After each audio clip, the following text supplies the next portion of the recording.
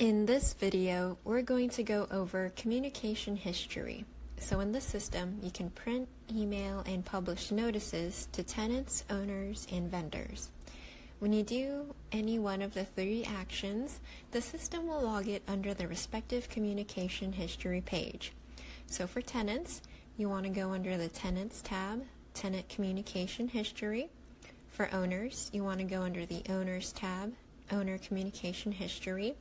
Last, for vendors, you want to go under the Vendors tab, Vendor Communication History.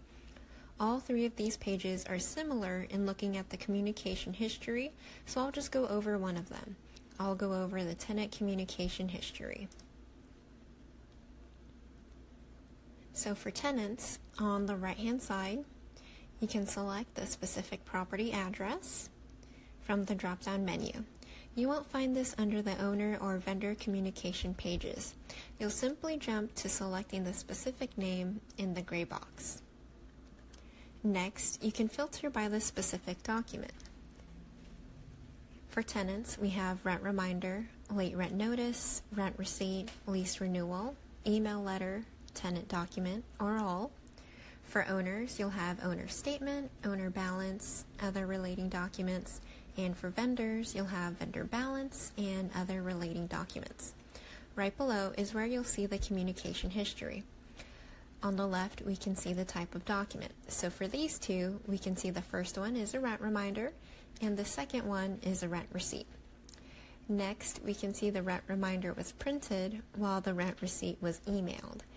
If the notice was published to the portal, this will say published. Right next to it is an icon with a paperclip.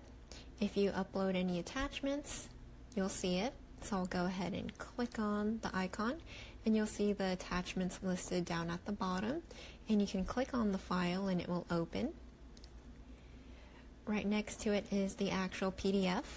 So we can see this rent receipt was for John Smith, and right next to it is the timestamp.